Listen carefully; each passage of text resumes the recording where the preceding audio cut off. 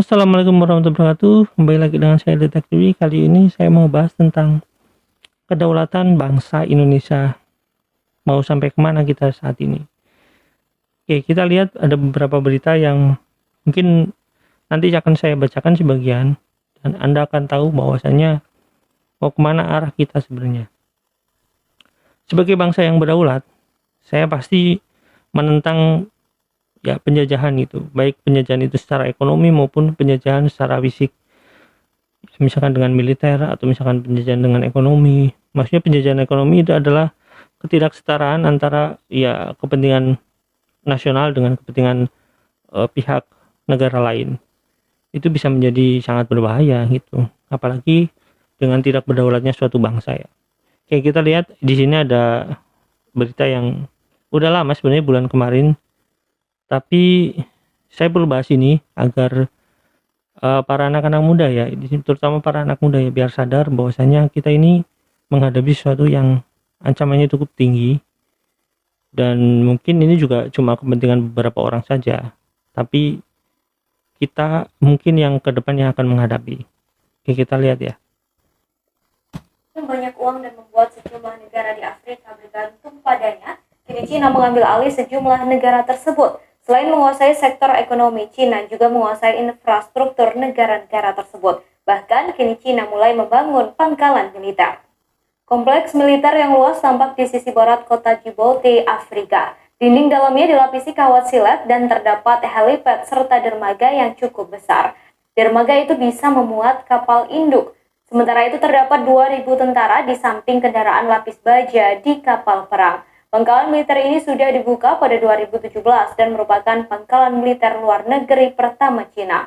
Pangkalan militer ini juga disebut menjadi yang pertama dan akan segera dibangun pangkalan militer lain di Afrika.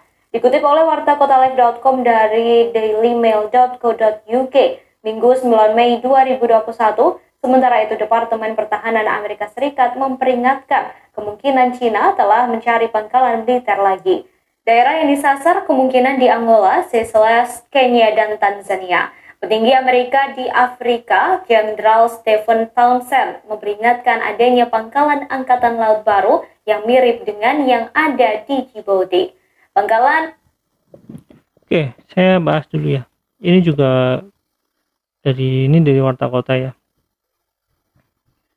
Saya ambil beritanya dari Warta Kota biar nanti ya nggak disangka hoax juga ya. Sebenarnya udah lama, dibuka pada tahun 2017, pangkalan militer luar negeri pertama Cina, tetapi akan segera menjadi salah satu dari banyak pangkalan yang berlokasi di Afrika. Nah, nanti kita lanjut beritanya ya. Ini ada video menarik ya dari saya, kita lihat dulu ya. 你开会你这了，你给我拍拍，你拍拍，打电话。我跟你说好的，我也没给你动手。Get out. Hey, out. Get out.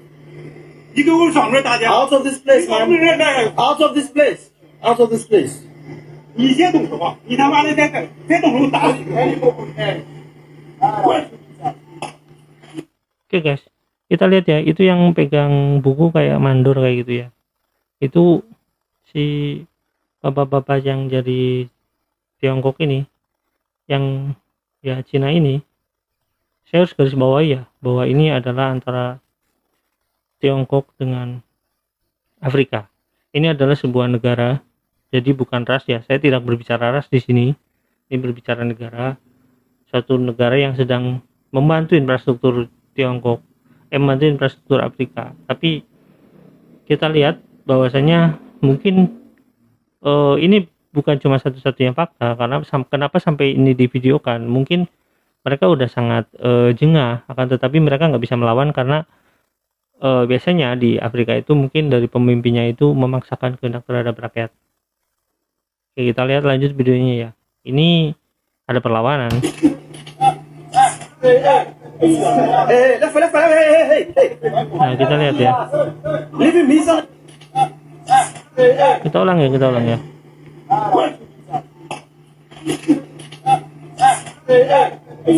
Hey, left, hey. Leave me, son. Hey.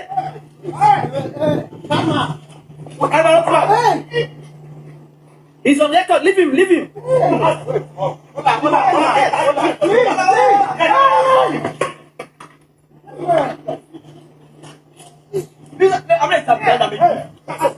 He's on record.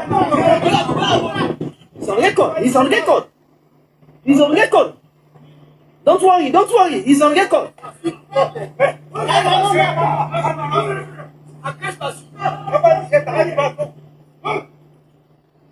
He's on record. Don't worry.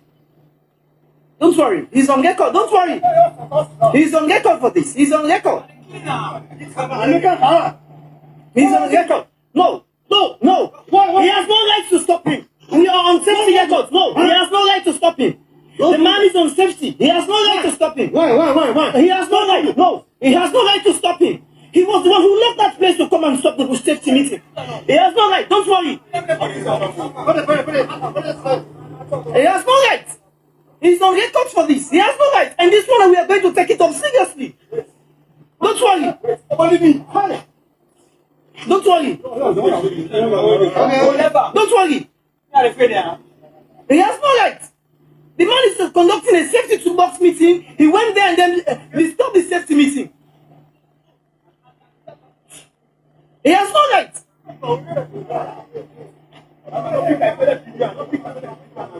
Don't worry, Kama. Don't worry. Everything is on record. Don't worry. Everything is on record. Everything is on record. Yes.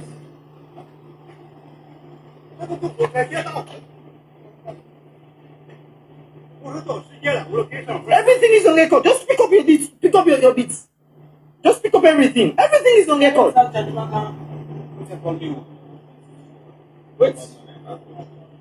This very one. I'm going to call go now. Don't worry. Oke, ya guys ya. Seperti itu videonya kurang lebih. Ya. Bayangkan kalau misalkan itu terjadi di kita ya. Dan mungkin saya nggak tahu, mungkin di Kalimantan hal itu sudah terjadi. Ya, kita nggak tahu, mudah-mudahan tidak seperti itu. Kenapa dibangun di Afrika juga? Dan kita tahu bahwa Afrika adalah negara yang punya kekayaan yang sangat banyak, baik itu migas maupun emas ya. Selain di kita di Papua, itu di Afrika itu adalah penghasil emas yang tertinggi juga di dunia gitu. Dan itu menjadi rebutan antara Amerika dengan Cina. Dan kita tahu kan itu di suatu wilayah yang memang ya kayak semacam ya pengambilan sumber daya seperti itu ya. Kalian lihat sendiri ya, menurut saya betapa ruginya ketika sumber dayanya diambil, pangkalan militernya dibangun, terus orang-orang yang kalau misalkan nanti itu jadi jajahan secara tidak langsung, itu ya menurut saya sangat miris. Itu bayangin aja ya. Ya kalau sampai kita seperti itu bagaimana gitu. Makanya jangan sampai nanti sekolah itu kena pajak. Jangan sampai itu sembako itu 9 bahan pokok itu yang bahan utamanya itu nanti kena pajak juga, termasuk susu. Bayangin aja. Kita lihat ya, tubuhnya itu kan udah besar udah jelas ya. Walaupun itu masyarakat biasa, tapi tubuhnya jelas kan. Orang Afrika itu lebih besar-besar. Secara fisik orang Afrika itu jauh lebih besar daripada orang-orang China itu. Tapi mereka nggak bisa melawan apa-apa kan? Mereka bisa apa coba? Nah, di sini kan kita bisa lihat tingginya aja udah berbeda jauh dengan orang Afrika. Tapi mereka bisa apa coba? Nggak bisa apa-apa. Karena kebijakan pemerintahannya. Makanya jangan sampai kebijakan pemerintah kita itu merugikan bangsa kita. Merugikan bangsa kita dan kita menjadi bangsa yang terjajah gitu. Oleh karena itu kita wajib kritis. Kita lanjut bacakan ya.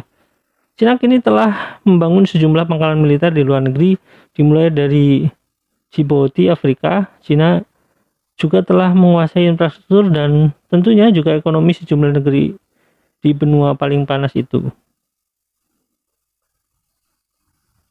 Nah, kita lihat ya, di sini ada Kenya, ada Tanzania, ada Seychelles, Angola. Ada beberapa pangkalan militer yang udah dibangun sama Cina di situ. Kalau sampai nanti, ya kita tahu ya, itu kita ada isu ada pangkalan militer di Laut Natuna. kita nggak tahu seperti apa, cuma kan itu isu ya, mudah-mudahan nggak ada ya. Jangan sampai ya kalau misalkan nanti di Natuna dibangun terus nanti di Selat sudah ada misalkan, atau misalkan nanti di beberapa wilayah timur kita ada, itu ya ya kita tahu kita dalam bahaya berarti. Oke, optimisme obor itu mungkin menjadi penggerak ekonomi suatu negara, tapi ya menurut saya itu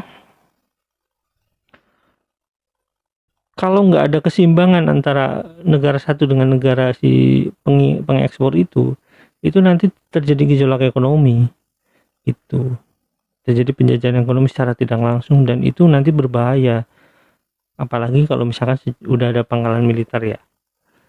Ya, saya baca lagi, Departemen Pertahanan Amerika mengatakan tahun lalu bahwa Beijing kemungkinan telah mencari pangkalan di Angola, Seychelles, Kenya, Tanzania. Minggu ini, Jenderal Steve Townsend, petinggi Amerika di Afrika, memperingatkan pangkalan angkatan laut baru yang mirip dengan yang ada di Djibouti akan segera muncul di pantai barat Afrika. Wow, sampai Afrika Barat ya. Ngeri juga ya. Pangkalan semacam itu yang dapat berlokasi di mana saja dari Mauritania hingga Namibia akan memungkinkan Cina untuk memproyeksikan pertumbuhan militernya tidak hanya melintasi Samudra Pasifik tetapi juga Atlantik, kata Jenderal Townsend. Wah. Orang Cina mengklaim AS di negara-negara tertentu di Afrika, Jenderal Townsend berkata sambil mengeluarkan peringatannya. Orang Cina mengalahkan AS ya. Oke, guys, kita tahu bahwa mungkin kebijakan Joe Biden itu pasti akan mengarah ke sini karena semakin masifnya Cina. Nah, kita mau apa setelah ini? Ya, harusnya kita bisa lebih maju ya daripada yang seharusnya.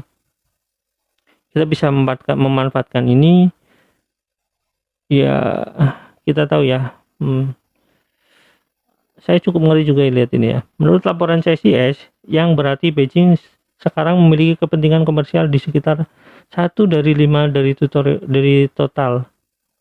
Di Indonesia, Cina juga tengah membangun sejumlah pelabuhan laut yang sangat besar, seperti di Kalimantan Barat. Jaringan listrik Afrika juga sedang diubah karena investasi Cina.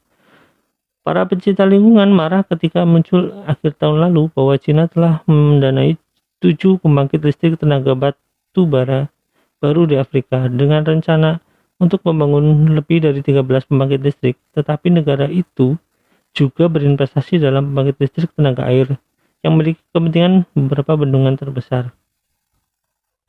Cina juga membangun pembangkit listrik di Kalimantan, Sulawesi, dan beberapa daerah lain, misalnya bendungan Renaissance Ethiopia besar yang terbentang di Sungai Nil Biru dan telah memicu ketegangan antara Ethiopia dan Mesir. Adalah proyek yang dimana Cina sangat terlibat.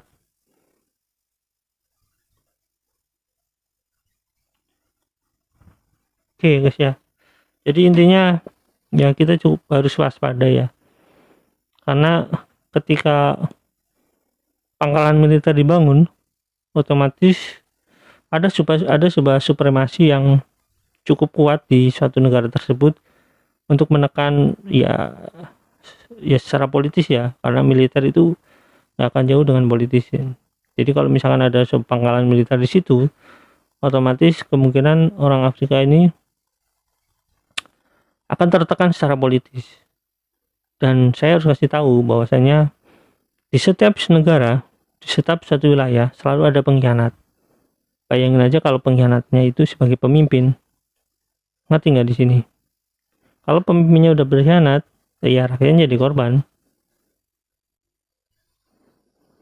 Oke, mudah-mudahan ini jadi pencerahan buat kita semua agar untuk lebih pentingnya berkritis terhadap kebijakan ekonomi Indonesia. Karena kalau misalkan nanti sampai terjadi dibangun bangunan ya militer itu, ya kita dalam bahaya gitu ya guys.